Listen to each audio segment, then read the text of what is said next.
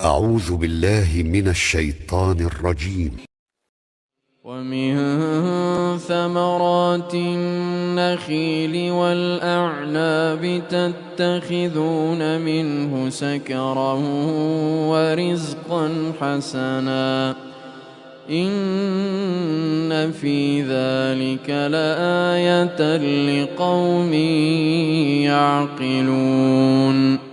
وأوحى ربك إلى النحل أن اتخذي من الجبال بيوتا ومن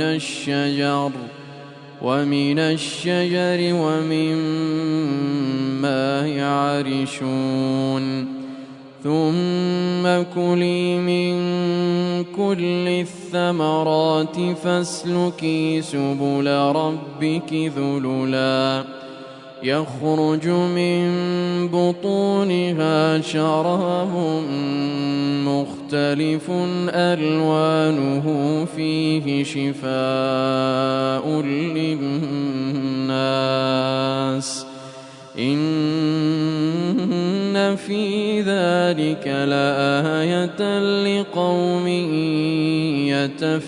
يتفكرون.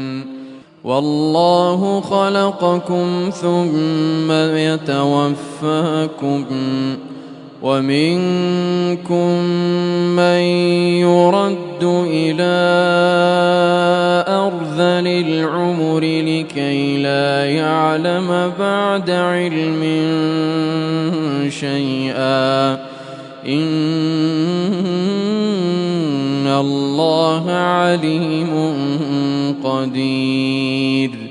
والله فضل بعضكم على بعض في الرزق فما الذين فضلوا براد رزقهم على ما ملكت أيمانهم فهم فيه سواء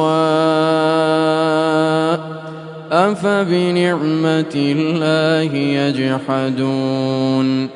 والله جعل لكم من أنفسكم أزواجا وجعل لكم من أزواجكم بنين وحفدة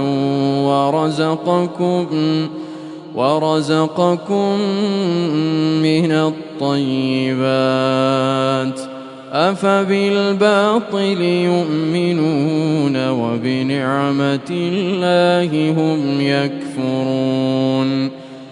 ويعبدون من دون الله ما لا يملك لهم شيئا ولا يستطيعون. فلا تضربوا لله الأمثال والله يعلم وأنتم لا تعلمون.